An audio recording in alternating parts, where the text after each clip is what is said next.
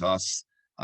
It's just an honor, to be honest with you, and a privilege to have on board with us today, Coach Alfredo Montesso with us. Um, his name speaks for itself. His name speaks for itself. Just to go into some of the record, Coach, I know I cannot mention all the different places you've been before and coaching and the impact that you made with some of the top clubs, some of the top countries um, around the world. And we are so happy to have you with us that you could share, information with us and talk to us, about the game and encourage us. And so, Coach, I would bring you on set immediately without hesitation. And feel free, Coach. Feel free, Coach. It's just an honor and a privilege to have you here and speak to you. Coach Alfredo, you can take it from here. Thank you so much for being on set with us. Greetings to everyone. Anthony, I have to say that this is my pleasure to be involved with an event like that. First of all, I have to apologize myself a little bit because, once you leave an English country, an English speak country, you don't practice so much. So sometimes if I miss some word or if I get something that you don't understand, please feel free to let me know, and I will make the best of my effort to be clear with you and with everyone that involved in the event. So again, it's my pleasure to be with you talking about football. I can tell you that football is a passion that has been developing myself from all my life since I remember. I remember when I was a little kid. No, of course I don't remember, but I have this in record that a friend of my mom did a research. She was a psychologist and was doing like a kid development research, and she followed me for like 9 months or 8 months or something like that. And one thing that kept my mind in this research was that she's saying that I was a kid that play around with everything, but when I meet a ball, I stopped to play with everything because my focus was on the football. So as I said to you, it's a passion that since I remember, I was involved and love with the football game. So just to be to introduce myself a little bit, after this introduction, I have to say that I was a football player, a professional football player in Brazil, not so long. I play in some clubs here, and I discovered that in this time, I took the decision this time to start to graduate myself, and then by the time back in 80s, 70s, 80s, we graduate ourselves as a coach through the physical education university here in Brazil. So I did my course in PE teacher, and doing an advantage level course, football course. And then of course, after that, back in 2017, I went to CBF to license myself as well. So I have a license through the CBF system, license system in Brazil. So, and after play a little while, I was back in '93, Anthony, was invited to be a physical trainer or assistant coach with a friend of mine, and from there I start my career as a football coach. Invite from Coach Simões back in '95, end of '95, beginning of '96, to join the Jamaica team. the as his assistant. And from there, I believe that my career had a turning point, because we did a job that was wonderful, and in the end of it, we achieved the World Cup in '98. But to be honest with you, I believe that the most important achievement that Jamaica had in this period of time was the one to qualify two youth teams, two under 17 and under 20 team to the World Cup as well. So we were involved in program and develop all of them, and was something that, in my point of view, was more important to qualify the youth teams without any kind of background in this kind of achievement, and was something that we, in my point of view, was a really impactful thing for Jamaica, especially for Caribbean. So in this period of time, I work in national team as Trinidad and Tobago as well, Costa Rica, Antigua and Barbuda, and we did a participation in Iran national team as well, in the youth, in the under 23, the Olympic team that we were preparing them for an Asian Cup. So this is my actually my international career. And then back in Brazil, in some period of time, I have been working in Botafogo, Fluminense, Coritiba, Vitória da Bahia, some of the top teams in Brazil. And I believe that was a pretty good, it was a pretty good experience for myself. And, this is something that I have really pleasure to be working in those places. So I believe that the football in Caribbean has been in a low, up and low by a little time, especially in '98 and 2006, when Jamaica and Trinidad Tobago achieved the World Cup. We struggling in development of players and achievements. So Caribbean, it's a place with a natural talent. We can see, we could observe by the 3 stints that I had been in Jamaica, working in Trinidad and Tobago, working in Costa Rica, not Caribbean, but CONCACAF region, and Antigua and Barbuda. I could see that the talent, the pure talent, is there. So it's a cultural environment, love for, passion for the game. Everything is involved in the region, and the players and the people of Caribbean. So what I could see in those places that I work was this pure talent being developed. So, but what happened is that sometimes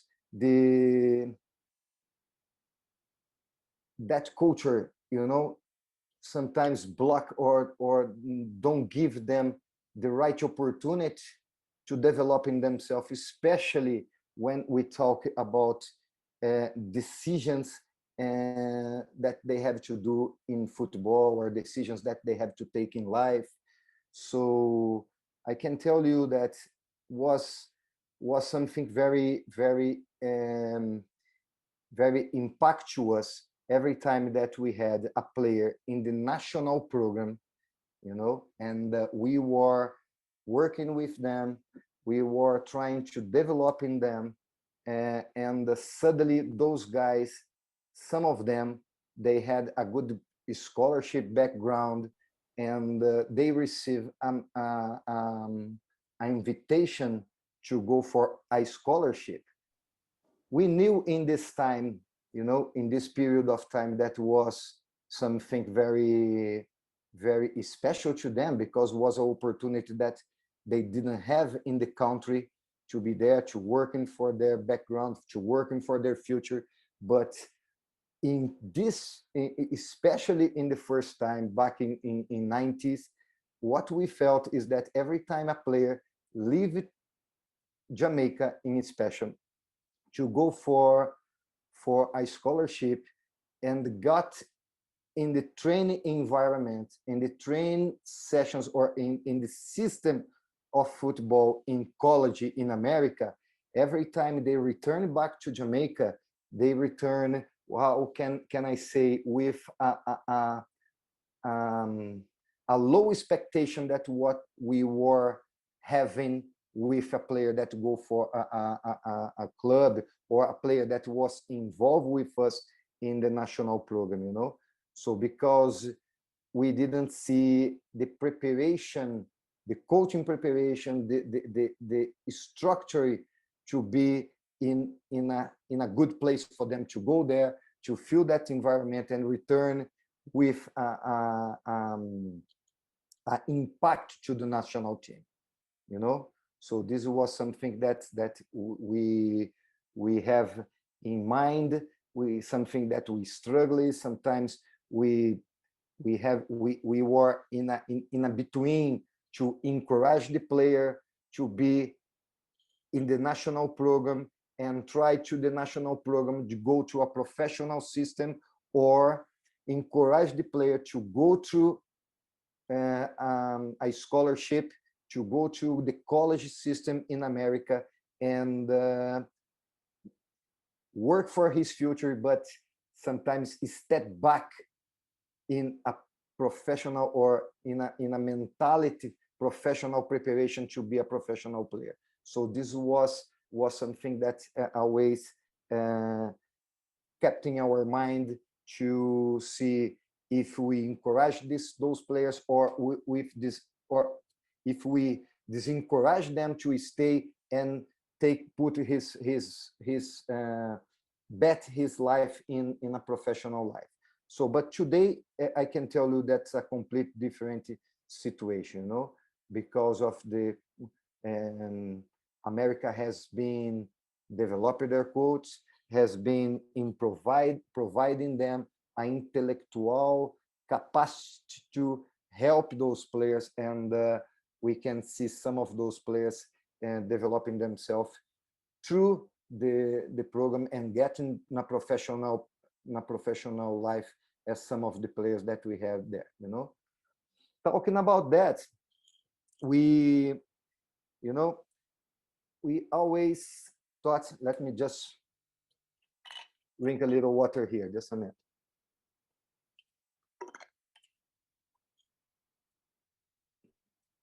As we face this situation, we believe that today the Caribbean has to have a mentality that putting them in a direction to see football as a business, as we can see in South America, in Europe, you know.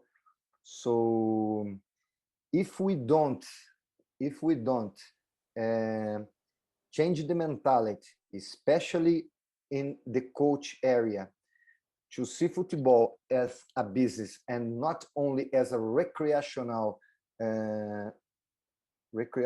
activity, I believe that we cannot step in a different direction, or we cannot improve our players to be even in the college now. That sometimes the guys say to me that, okay, college is not a professional life. I disagree with that, you know. I disagree, because if you go for the college now and you see um, the investment that those universities they are putting in the players to be their athletes, is something amazing. So they are professional when they got in there, you know. So if the mentality, the coach, the players, and the administrators, they don't change the mentality to see football as a business, even when the guy leave his country to go for a scholarship, I believe that we don't have a room to improve in a different direction, you know? So football has to be seen as a business, as any another business that we have in any different business that we have in our country, you know? So I want to see an administrator, and I want to step in football. Today, I had a conversation with a friend of mine, you know, that I met in Jamaica. I don't know even if he's in the forum, because I sent an invitation to him. His name is Rodrigo. That 2 years ago we start to talk because he wants to be involved with an academy. He was working in Jamaica with Alcoa, and he left Jamaica and went to America, and now he lives in America. And he just called me to say, Alfredo, after everything that we spoke, you know, and all the motivations that you give me, I am on board from last week. I am a partner of Base Academy. That is academy that are state in Brazil, has like a three or different big cities in Brazil that academy is established, getting players to put them through a scholarship in America. So they are doing that professionally. And Rodrigo was he was not from football. He is not from football. He's a businessman working in Alcoa, and he has this vision to jump in football and be there. He said, Alfredo, thank you very much. He called me just this morning to say thank you very much, because I took courage, even in a pandemic moment, to invest my money, and I am a partner in the academy now. So I am really, really excited with that. And I said, Rodrigo, I did that. I believe that you did the right step. You know, if you see like other Brazilian with a very, very large, successful career as Flávio Augusto. I don't know if you heard this name, but he is the president of Orlando City. He's the owner of Orlando City, owner of many English schools in Brazil, two or three of them. He he he is a very successful guy. And one day, a Brazilian journalist did an interview with him, and he said and asked him, "Why you are man from the education party, you know, education business, and you are step in football, buying Orlando City in this time by, I don't know if I can remember, in his interview he said that he bought for 3 million US dollars or something like that." And he said, I don't know if I am a crazy man, you know, but something was saying to me that will be a very good business for me, you know. And they say for itself, because after 2 years, the value of Orlando City today, I believe that is 10 or 20 times more for the price that he bought, you know. So he's, you know, what we say used to say in Brazil, that is the river travel to the sea all the time, you know. So money makes money, you know that. And football has to be seen as a business in everywhere, you know. And I believe that we when we achieved the World Cup in Jamaica, we did that with Jamaica, you know. By the time, I remember that Coach Simões, he has to be involved in the administrative part. He left by my responsibility, if I can say numbers, more than 70% of the preparation and program of the teams, you know, to prepare the teams, because he has to step in administrative time most of the times. And he was so confident in our partnership that I was responsible more with the field programs and everything, and then he stepped aside. But I remember that he did something that was genius when he launched a program called Adopt a Player, no? Because in this time we could not imagine any the national players in the national program to be a professional players, but he has those players, they have to be working as a taxi driver, as a manager in hotels, they work in everywhere. And so Coach Simões had the idea to launch this program called Adopt a Player. The company, every company in Jamaica, they adopt one player as their employer, you can say like that, and they could be full-time with the national team.